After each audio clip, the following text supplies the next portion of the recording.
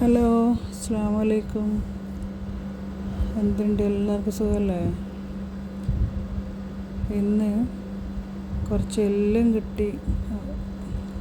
കിട്ടിയപ്പോൾ പിന്നെ വിചാരിച്ച് കപ്പയിട്ട് പൂക്ക് വെക്കാം.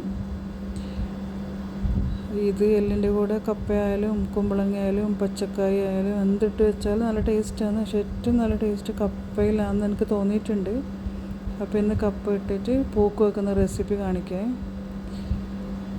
ആദ്യം കുക്കറിൽ കഴുകി വെച്ച എല്ല് 750 ഗ്രാം ഉണ്ട്. പിന്നെ കപ്പ 700 ഗ്രാം ഉണ്ടായിന്. ഒരു 3 പച്ചമുളകും ഇട്ട് കുറച്ച് മഞ്ഞൾപ്പൊടി ഇടുക. ആവശ്യത്തിനുള്ള ഉപ്പ് ഇട്ടിട്ട് വെള്ളം, അത് മുങ്ങാൻ പാകത്തിനുള്ള വെള്ളം ഒഴിച്ചിട്ട്, മേലയോളം വേണ്ട, കുറച്ച് അധികം അടിക്ക് പിടിക്കാണ്ടെല്ലാം അങ്ങനെ നോക്കിയിട്ട് വെള്ളം ഒഴിക്കുക. നന്നായിട്ട് വേവിക്കുക. കുറച്ച് ചെറിയ തീയാക്കിയിട്ട് നന്നായിട്ട് വേവിക്കുക. ഈ വീഡിയോ ആദ്യമായിട്ട് കാണുന്നവരുണ്ടെങ്കിൽ ഒന്ന് സബ്സ്ക്രൈബ് ചെയ്യണേ. ഇഷ്ടപ്പെട്ടാൽ ഒന്ന് ലൈക്ക് ചെയ്യണം, ഷെയർ ചെയ്യണം, സപ്പോർട്ട് ചെയ്യണേ. അതിനിത് നന്നായിട്ട് വേവിച്ചെടുക്കുക.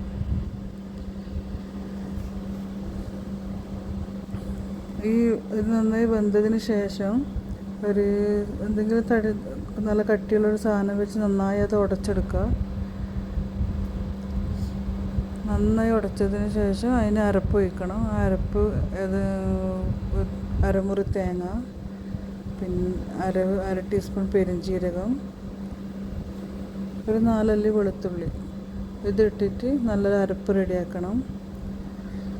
ഈ കുത്തി ഉടച്ച കപ്പയും എല്ലും ഇല്ലേ, അതിലേക്ക് ഈ തേങ്ങ ഒഴിച്ച് നന്നായി ഇളക്കി യോജിപ്പിച്ച് തിളപ്പിച്ചെടുക്കണം.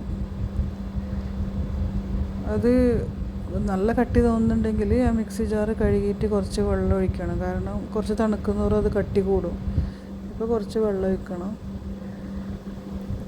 തേങ്ങ ഒഴിച്ച് തിളച്ചാൽ ചെറിയുള്ളി ഉണ്ടെങ്കിൽ ചെറിയുള്ളി വെളിച്ചെണ്ണയിൽ കാച്ചി ഒഴിക്കുന്നതാണ് നല്ല ടേസ്റ്റ്. ഇനിയിപ്പോൾ ചെറിയുള്ളി ഇല്ലെങ്കിൽ സാധാ ഉള്ളി ചെറുതായി മുറിച്ചിട്ട് വെളിച്ചെണ്ണയിൽ കാച്ചി ഒഴിക്കാം.